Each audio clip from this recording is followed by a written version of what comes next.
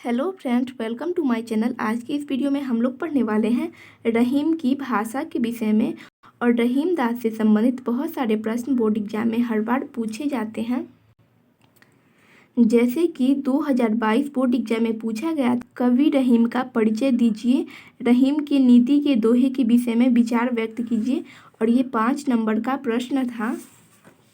2022 board exam में ये प्रश्न पूछा गया था फ्रेंड्स। और रहीम दास से संबंधित रहीम के आश्रयदाता ये प्रश्न भी पूछा गया था 2016 में। और रहीम की भाषा ये भी पूछा गया था 2016 में। तो ये प्रश्न आपके एग्जाम की दृष्टि से रहीम की भाषा बहुत ही ज़्यादा महत्वपूर्ण है फ्रेंड्स, क्योंकि 5 मार्क्स का पूछा जाता है इसलिए। तो चलिए आज का वीडियो शुरू करते हैं, देखते हैं रहीम की भाषा के विषय में। रहीम की भाषा गंगा जमुनी तहजीब वाली थी। उन्हें अरबी, तुर्की, फारसी, संस्कृत और हिंदी की अच्छी जानकारी थी। रहीम ने हिंदी के तद्भव शब्दों का प्रयोग अपने काव्य में किया है। यही वजह थी कि रहीम से खुश होकर अकबर ने उन्हें शहजादों को प्रदान की जाने वाली उपाधि मिर्जा खान दी थी। अब देखते हैं रहीम की प्रमुख रचनाएं को। फ्रेंड्स, अगर आप ट्रिक के साथ याद करना चाहते हैं रहीम दास की प्रमुख रचनाओं को तो डिस्क्रिप्शन में लिंक दिया हुआ है, वहां से आप जाकर देख सकते हैं ट्रिक के साथ। एनीवेज अगर आप ऐसे ही याद करना चाहते हैं तो यहाँ से याद कर सकते हैं फ्रेंड्स।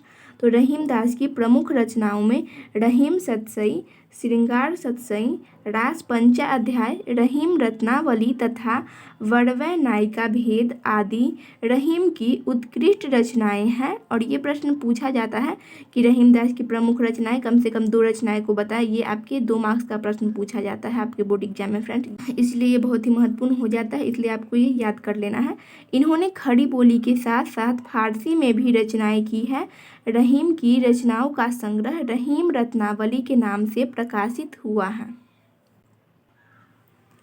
अगला प्रश्न है रहीम की कुल कितनी रचनाएं हैं।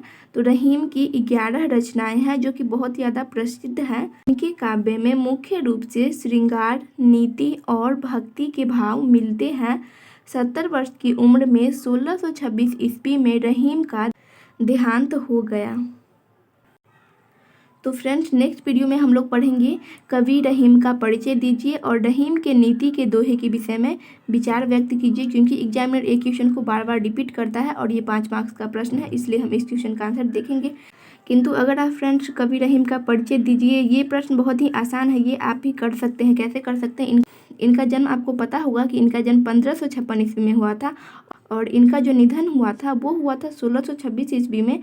और अभी अभी हमने पढ़ा कि इनकी जो प्रमुख भाषा है वो क्या है, गंगा जमुनी तहजीब वाली। तो भाषा में हम वो लिख देंगे क्योंकि लिखना होता है जीवन परिचय में हमें।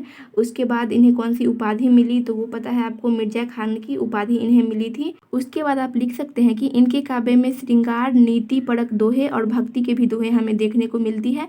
और उसके बाद इनकी प्रमुख रचनाओं को मैंने आपको बताया है, वो आप लिख सकते हैं, चाहे तो आप ट्रिक से भी याद कर सकते हैं उनकी प्रमुख रचनाओं को, ताकि आपको ऑब्जेक्टिव में भी और साथ ही साथ सब्जेक्टिव में भी लिखने में मदद मिल सके। और डिस्क्रिप्शन में लिंक दिया हुआ है, वहाँ से आप जाकर देख सकते हैं। तो आज की इस वीडियो में इतना ही फ्रेंड्स। वीडियो इन्फॉर्मेटिव लगी हो तो वीडियो को लाइक करें, अपने फ्रेंड के साथ शेयर करें एंड चैनल को सब्सक्राइब करें। Thanks for watching this video.